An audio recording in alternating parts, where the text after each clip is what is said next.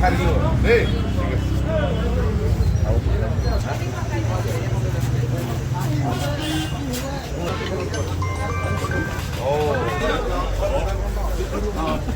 কি খবৰ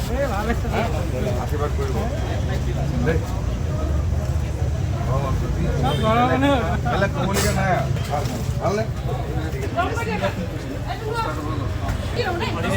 ঠিক আছে দাদা নমস্কাৰ মই যাইতে পাৰা নাই এখানে আশীৰ্বাদ কৰবেন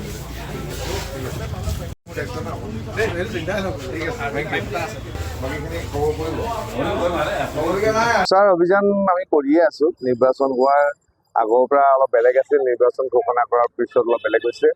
মই সোণাৰী নগৰৰ সন্তান হিচাপে আজি সোণাৰী নগৰত প্ৰতিখন দোকানত আমি সৰুতে পঢ়ি থাকোঁতে চানা চুৰা চাহ পৰঠা ইত্যাদি খাই ফুৰিছিলোঁ প্ৰায় সকলোবিলাক চিনাকি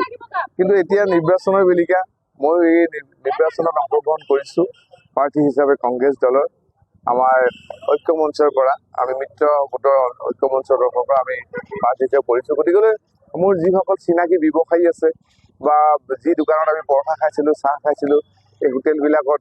য'ত কাপোৰ কিনিছিলোঁ দোকানত আজি গৈ সকলোকে এখন মাত লগাইছোঁ আৰু আমাৰ মজুৰ চাৰিআলি DL লাইব্ৰেৰীৰ কাষতে এয়া চাহৰ দোকান ৰঞ্জিত দাৰ এইটো বিল্ডিং ইয়াতে এখেতে গুপ্তা কি নাম আকাশ গুপ্তাৰ এখন হোটেল আছিল চাহৰ হোটেল বৰ ধুনীয়াকৈ চাহ বনাই ইয়াত চাহ বৰ ধুনীয়া বনাই মাটিৰ কাপত চাহ দিয়ে আমাৰ খাই ভাল লাগে ৰাইজে কয় যে গুপ্তাৰ হোটেলত চাহটো বৰ ধুনীয়া বনায় সেইকাৰণে আজিও আমি প্ৰচাৰ কাৰ্য চলাই থাকোঁতে আমি চাহ খাব আহিছোঁ অকণমান চাহ খাই আমি সোণাৰী নগৰত প্ৰচাৰ কাৰ্য চলাইছোঁ আৰু প্ৰতিজন মানে সোণাৰীবাসী ৰাইজৰ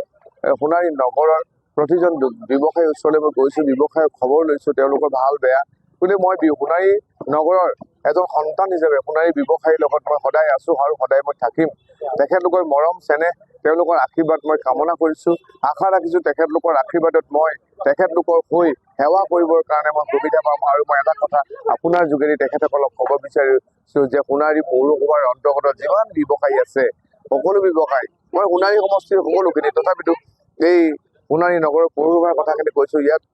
বসবাস কৰা ইয়াত দোকান দিয়া ব্যৱসায়ী সকলোৰে সুৰক্ষাৰ কাৰণে মই সদায় প্ৰচেষ্টা হাতত ল'ম এই কথা মই আপোনালোকৰ যোগেদি জনাব বিচাৰিছোঁ ভাল ৰাজনৈতিক পৰিৱেশ কংগ্ৰেছ দলৰ আৰু মিত্ৰজোঁটৰ কাৰণে বহুত ভাল আজি আপোনালোকে দেখিছে তিনি গগৈ লগ হ'ব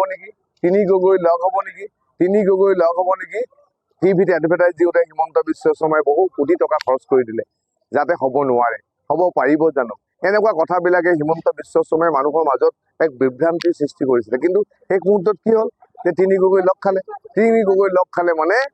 এইবাৰ উজনি অসমত অন্য ৰাজনৈতিক দল ধূলিসাৎ হৈ যাব তিনি গগৈ ৰাজত্ব চলিব এইটো আজি মই সোণাৰীৰ এজন সন্তান হিচাপে এই কথা মই দাবী কৰিছোঁ